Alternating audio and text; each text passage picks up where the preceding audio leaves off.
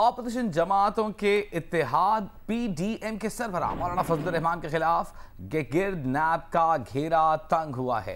Chairman नैब ने मौलाना फजलुर रहमान के खिलाफ आमदन से जायद असासों की इंक्वायरी की मंजूरी दे दी है। नैब एलामी के मुताबिक मुस्लिम लीग नून खैबर पख्तूनख्वा के सदर अमीर मुकाम और नवाज शरीफ के दामाद कैप्टन रिटायर्ड सफ्तर और शेर आजम वजीर के खिलाफ भी आमदन से जायद असासों की इंक्वायरी की मंजूरी दी गई है।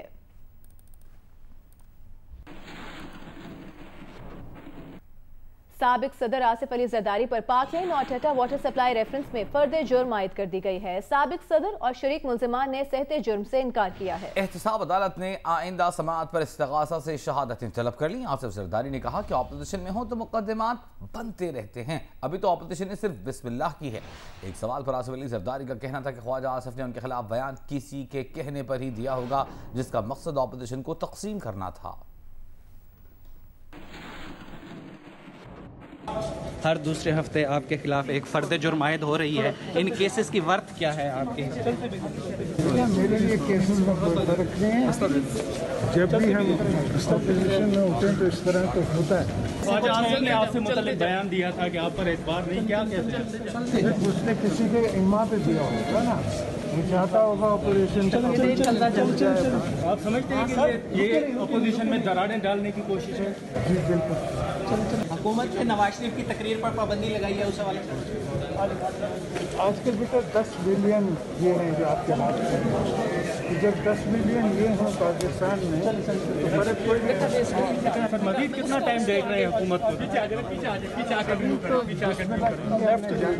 पीछे होकर इंटरव्यू करें। साबिक़ वज़ीर-ए-आज़म नवाज शरीफ के खिलाफ मुजरिमाना साजिश की दफ़ात के तहत मुकदमा दर्ज कर लिया गया है। लाहौर में दर्ज मुकदमे में 40 से ज़ायद नून लीग के दीगर रहनुमा भी नामजद किए गए हैं। FIR में इल्ज़ाम आयद किया गया है कि साबिक़ वज़ीर-ए-आज़म नवाज शरीफ ने पाकिस्तान के मुख्तलिफ इदारों को बदनाम करने के लिए इश्तियाल अंगेज़ तकारीर की, दुश्मन मुल्क भारत की पॉलिसी की तायीद की। तकारीर का बुनियादी मकसद पाकिस्तान को आलमी बरादरी में तनहा करना है। उनकी तकारीर में तासुर उभरा है कि पाकिस्तान का नाम FATF के आइंदा इजलास में ग्रे लिस्ट में ही रहे।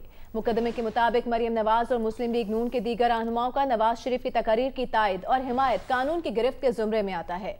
मुकदमे में मरियम नवाज, राजा जफरुल हक, शाहिद खाकान अब्बासी, अयाज सादिक, एहसन इकबाल, परवेज रशीद, राना सनाउल्लाह भी शामिल हैं। मुजरिमाना साजिश की दफात के तहत मुकदमा एक शहरी की दरखास्त पर दर्ज किया गया।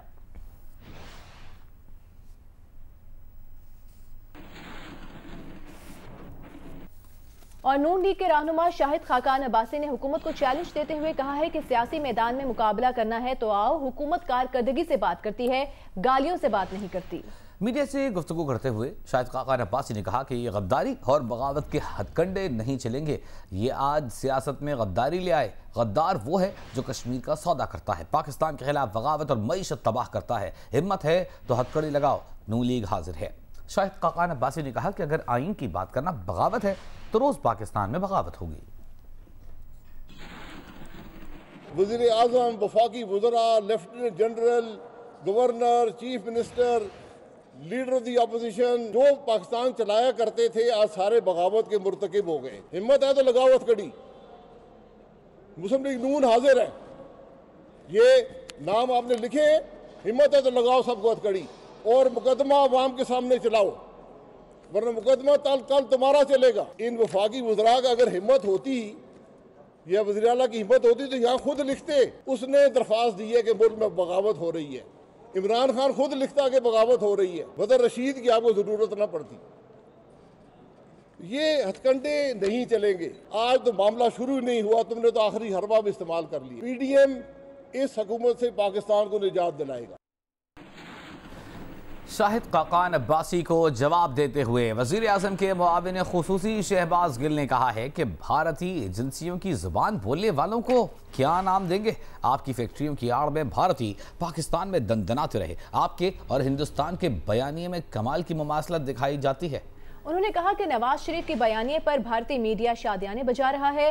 शहबाज गिल ने कहा कि नवाज शरीफ के इनकलाबी बनने की वजह उनके 30 साल की करप्शन पर हाथ डालना है। आइन और जमहूरियत नून लीग के लिए सिर्फ माल बनाने और बचाने का जरिया रहा। इदारों के खिलाफ हर्जा सराय की आड़ में शरीफ एंड कंपनी अपनी नापाक सियासत चमका रही है। तारीख शाहिद है कि रियासती दुश्मनों से आपकी वफादारी रही।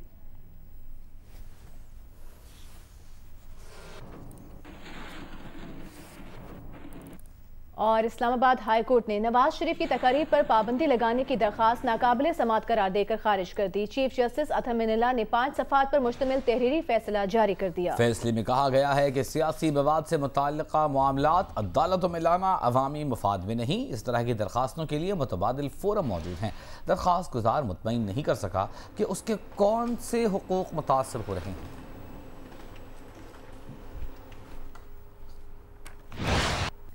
कराची में तकरीबन 100 साल कदीम बरतानवी दौर की तामीर शुदा भाटिया भवन बिल्डिंग बुरी तरह मुतासर कर दी गई। पुलिस ने महकमा आसार कदीमा की मुद्दत में बिल्डिंग के मालिक के खिलाफ मुकदमा दर्ज कर लिया। तफसीलात जानते हैं कसीम सईद से। कसीम, क्या मामला है?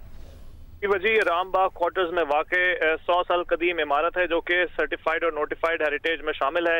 इसको उसके मालिक की जानिब से मुबैना नई तामीरात के लिए मुनादिम किया गया है, मसवार किया गया है, जो कि महकमा सकाफत के मुताबिक आसार कदीमा तहफ़्फ़ुज़ एक्ट 1994 की खिलाफ वर्जी है।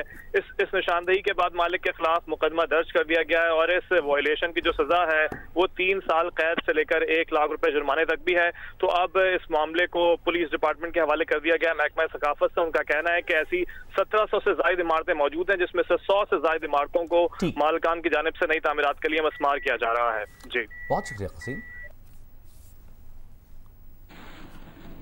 पाकिस्तान ने यूरोपीय यूनियन में भारत की बासमती चावल की रजिस्ट्रेशन की दरखास्त चैलेंज करने का फैसला कर लिया। मुशीर तिजारत अब्दुल रज़ाक दाऊद का कहना है कि पाकिस्तान भारत को बासमती चावल का खुसूसी GI टैग हासिल नहीं करने देगा। इसी बारे में मजीद बात करेंगे। नुमाइंदा जियो न्यूज़ आमना आमिर हमारे साथ मौजूद है। आमना, ये बताएगा पाकिस्तान अपनी दरखास्त कब तक दायर करेगा और ये भी बताएगा कि अगर भारत रजिस्ट्रेशन कराने में कामयाब हो जाता है तो पाकिस्तान पर क्या असरात मुरतब होंगे?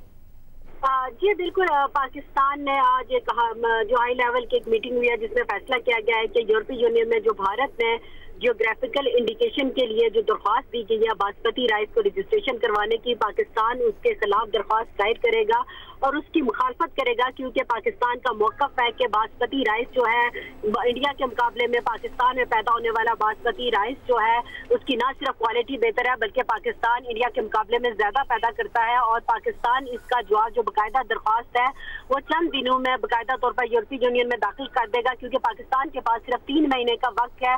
भारत ने ये दरख्वास्त दायर की है और यूरोपीय यूनियन ने 3 महीने का वक्त दिया। अगर पाकिस्तान इसको लूज करता है तो पाकिस्तान फिर अपना जो चावल है इस वक्त पाकिस्तान का दुनिया में मशहूर है जो कि बासमती राइस, वो फिर बासमती राइस कहलाने के काबिल नहीं रहेगा, क्योंकि एक दफा अगर जियोग्राफिकल इंडिकेशन किसी को दे दी जाए तो उसके बाद वो मुल्क दूसरा मुल्क कोई दावा नहीं कर सकता। जी, बहुत शुक्रिया आपका आमना आमिर, आप हमें तफसीलात से आगाह कर रही थी।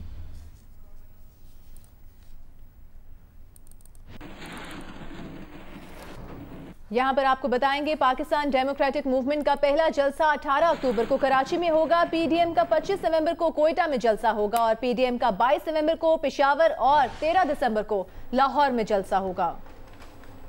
पाकिस्तान डेमोक्रेटिक मूवमेंट जिसका पहला जलसा 11 अक्टूबर को कोयटा में होना था, अब ये तय पाया है कि 18 अक्टूबर को कराची में ये जलसा होगा, 25 नवंबर को कोयटा में होगा, जबकि 22 नवंबर को पेशावर और 13 दिसंबर को लाहौर में जलसा होगा। याद रहे कि जब 18 अक्टूबर की तारीख दी गई थी तो पाकिस्तान पीपल्स पार्टी की जानिब से ये एतराज़ उठाया गया कि 18 अक्टूबर सानहा कारसाज के शहदा की बरसी होती है और जलसा कराची में होना चाहिए। और यूँ लगता है कि पीपल्स पार्टी की तजवीज़ को मानते हुए 18 अक्टूबर को कराची में PDM ने पहला जलसा करने का ऐलान किया है। 25 नवंबर कोयटा, 22 नवंबर पेशावर, 13 दिसंबर लाहौर।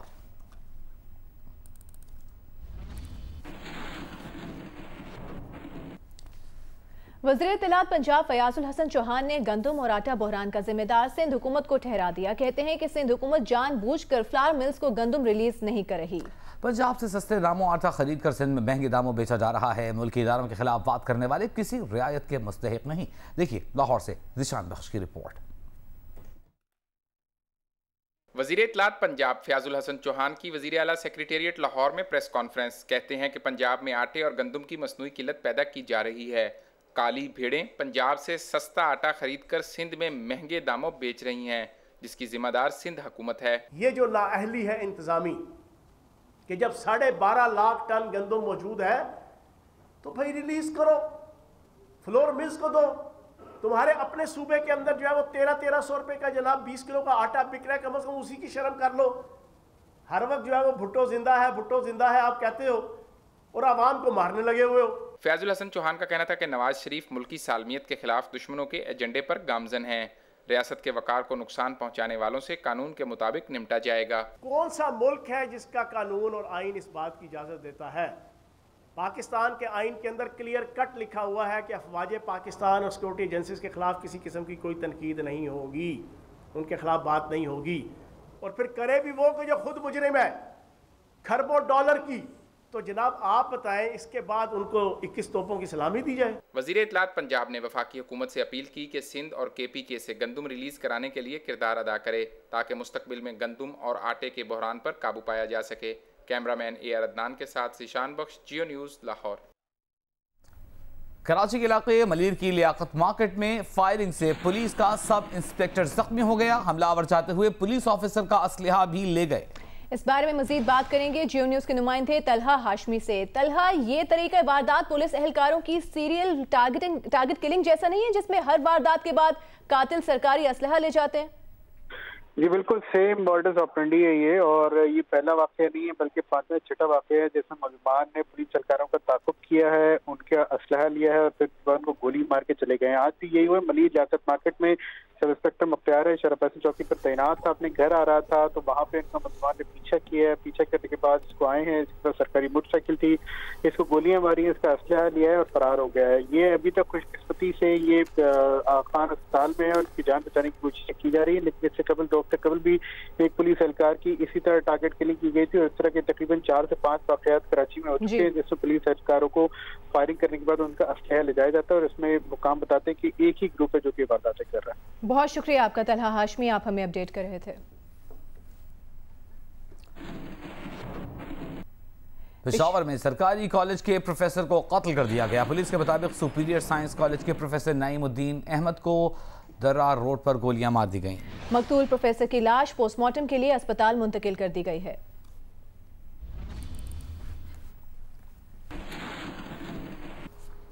इस वक्त पीडीएम इजलास के बाद लीगी रहनुमा मीडिया से गुफ्तगू करेंगे। राजा परवेज अशरफ साहब का चुनाव अमल में आया है और पाकिस्तान डेमोक्रेटिक मूवमेंट के सेक्रेटरी जनरल के लिए जनाब शाहिद खाकान अब्बासी साहब का इंतखाब अमल में लाया गया है।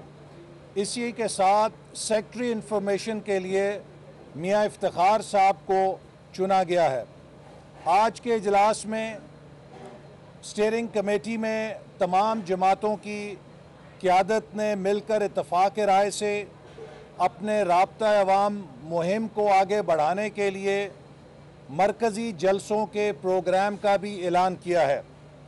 16 अक्टूबर को गुजरांवाला में पीडीएम का जलसा होगा। इसके बाद 18 अक्टूबर को कराची में पीडीएम के तहत मरकज़ी जलसा होगा। चूँकि कराची के और कोयटा के प्रोग्राम में क्लैश हो रहा था तो इसलिए तय ये किया गया है कि 18 को कराची में जलसा रखा जाएगा और कोयटा में जो जलसा है वो 25 अक्टूबर को तमाम जमातों ने इत्तफ़ाक़ राय के साथ तय किया है। लिहाजा 25 अक्टूबर को इंशाअल्लाह ताला कोयटा में अज़ीमुशान जलसा होगा। इसके बाद 22 नवंबर को पेशावर के अंदर एक अज़ीमुशान जलसा पाकिस्तान डेमोक्रेटिक मूवमेंट के ज़ेरे निगरानी या इंतज़ाम होगा और आखिर में इसके साथ 30 नवंबर को एक जलसा मुल्तान के अंदर मुनक्कद होगा और आखिर में 13 दिसंबर को अज़ीमुशान जलसा इंशाअल्लाह ताला पाकिस्तान की तारीख़ का सबसे बड़ा जलसा लाहौर में मुनक्कद होगा और जिसके बाद इंशाअल्लाह ताला इस धांधली के इस जाली सेटअप के अंदर खड़े रहने की गुंजाइश नहीं रह जाएगी और पाकिस्तान भर के अवाम अपना फ़ैसला सुना देंगे कि वो इस मुल्क में आइन की बालादस्ती देखना चाहते हैं, वो इस मुल्क में जमहूरियत को फलता फूलता देखना चाहते हैं, वो इस मुल्क में आज़ाद अदलिया चाहते हैं और इस मुल्क के गरीबों, मज़दूरों किसानों और नौजवानों के मुआशी हकूक़ का तहफ़्फ़ुज़ चाहते हैं। आज के इजलास में जो बगावत के मुकदमे मुस्लिम लीग नून की क़यादत पे बनाए गए हैं उनकी भी पुरज़ोर मज़म्मत की गई और ख़ास तौर पे आज़ाद कश्मीर के वज़ीर आज़म के ख़िलाफ़ बगावत का मुकदमा बना के जिस अंदाज में कश्मीर के कौज़ को नुकसान पहुंचाने की कोशिश की गई है उसकी इजलास ने पुरज़ोर मज़म्मत की है। अब मैं पाकिस्तान डेमोक्रेटिक मूवमेंट के सेक्रेटरी जनरल जनाब शाहिद खाकान अब्बासी साहब से दरख्वास्त करूँगा कि वो अपने ख़यालात का इज़हार करें। इसके बाद सीनियर वाइस प्रेसिडेंट जनाब राजा परवेज़ अशरफ भी अपने ख़यालात का इज़हार करेंगे। बिस्मिल्लाहिर्रहमानिर्रहीम। मैं PDM की लीडरशिप का तमाम जमातों का बहुत मशकूर हूँ जिन्होंने ये ज़िम्मेदारी मुझे सौंपी है और हमारा मकसद सिर्फ़ और सिर्फ पाकिस्तान के अवाम को रिलीफ देना है। जो हुकूमत आज कायम है ये सिलेक्टेड है, ये पाकिस्तान के मसाइल हल नहीं कर सकी, इसने मईशत को तबाह कर दिया और हमारा तहैया है कि हम इंशाअल्लाह पाकिस्तान के अवाम को रिलीफ देंगे। और जो दो नुकाती बयानियाँ है कि मुल्क के अंदर इंतखाबात जो हैं, जो इमानत पाकिस्तान के अवाम हमें देते हैं उसमें ख़यानत ना हो और मुल्क आइन के मुताबिक चले। इंशाअल्लाह आप देखेंगे ये तहरीक जब आगे बढ़ेगी तो पाकिस्तान के अवाम का एक सैलाब जो है, जो आप मुश्किल में है, वो इंशाअल्लाह इस तहरीक के साथ होगा और पाकिस्तान में जमहूरियत की एक नई इब्तिदा आप देखेंगे। बहुत शुक्रिया। बिस्मिल्लाहिर्रहमानिर्रहीम। मैं भी PDM की तमाम जमातों का, सरबराहान का, स्टीयरिंग कमेटी के मुअज़्ज़ज़ मेंबरान का शुक्रिया अदा करता हूँ कि इन्होंने ये ज़िम्मेदारी मुझ पे डाली। जिस तरीके से आपके सामने ये बात आई है कि आज के इजलास में जहाँ हमारा मरकज़ी स्ट्रक्चर जो है वो मुकम्मल किया गया, उसमें अवाम राब्ता मुहिम के लिए भी एक प्रोग्राम तश्कील दिया गया और वो उसकी तफसीलात जो हैं वो जनाब एहसन इकबाल साहब ने आपके सामने रखी हैं। ये जो पाकिस्तान डेमोक्रेटिक मूवमेंट है इसका बुनियादी मकसद ये है कि पाकिस्तान के अवाम के जज्बात की तर्जमानी करना, पाकिस्तान के अवाम की सोच की तर्जमानी करना और उनकी निशानदही करना। आज पाकिस्तान के अवाम बेरोज़गारी, महंगाई की चक्की में इस तरह पिस रहे हैं कि मैं समझता हूँ कि अगर उनकी आवाज़ पर कान न धरा जाए या उनकी मदद को ना लपका जाए या उनकी आवाज़ के साथ आवाज़ ना मिलाई जाए तो ये सियासत की सबसे बड़ी बददियानती होगी।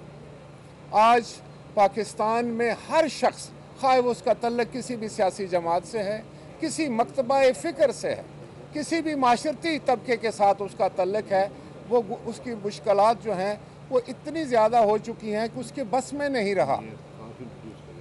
और इसलिए मैं ये समझता हूँ कि आज का जो इजलास था हमारा, उसमें जितने ओहदे दिए गए और PDM के सेक्रेटरी इंफॉर्मेशन जो हैं वो मियाँ इफ्तिखार साहब होंगे जिनका तल्लुक़ अवामी नेशनल पार्टी के साथ है। वो एक मंजे हुए जो हैं वो मीडिया से तल्लुक़ रखने वाले हैं, फार्मर वज़ीर इत्तलात रहे हैं। तो मेरा ख्याल है कि अब मीडिया का उनके साथ जो है वो तवातर के साथ तल्लुक़ रहेगा। आपकी बहुत मेहरबानी, आपका शुक्रिया। मियाँ इफ्तिखार साहब, एक सेकंड मैं बात करूँ फिर आप। बिस्मिल्लाह, एक सेकंड इधर आए, इधर आए।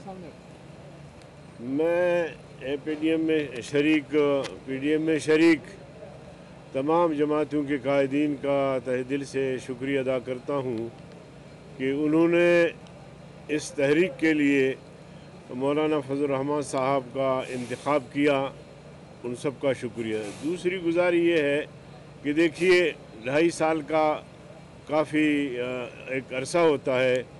इस नालायक हुकूमत ने जो दावे किए थे उनमें से एक दावा में साबित नहीं हुआ। आज ज़ुबान पर पाबंदी है, कलम पर पाबंदी है। मीर शकील रहमान जो ज़मीर का कैदी है, उसका कोई जुर्म नहीं है, आज तक उस पर एक जुर्म साबित नहीं किया गया। मीडिया हाउसेस से कई लोग जो है वो बेरोज़गार हो चुके हैं, सनतें ठप हो गई हैं। जमहूरियत, इसको जमहूरियत कहते हैं कि हर उस पर कदगन है। तो मैं समझता हूँ कि इस जाली सिलेक्टेड नाअहल हुकूमत के ख़िलाफ़ अब पूरी कौम को खड़ी होना चाहिए, ताकि हम मिलकर इन जालिम हुक्मरानों से, जाबिर हुक्मरानों से, नाअहल हुक्मरानों से निजात हासिल कर सकें। बहुत बहुत शुक्रिया। बिस्मिल्लाहिर्रहमानिर्रहीम। मैं भी तमाम अपने कायदीन का मशकूर हूँ और स्टीयरिंग कमेटी के तमाम अकाबरीन का कि उन्होंने ANP पे ये एतमाद किया और आज इंफॉर्मेशन की हैसियत से यानी सेक्रेटरी की हैसियत से मैं आपके सामने हूँ। इसके साथ साथ हर एक पार्टी के यानी नायब सदर और डिप्टी जनरल सेक्रेटरी हर एक पार्टी के इस तंजीम में शामिल है, यानी कोई पार्टी इससे महरूम नहीं है, तमाम पार्टियाँ इसमें ओहदेदार हैं।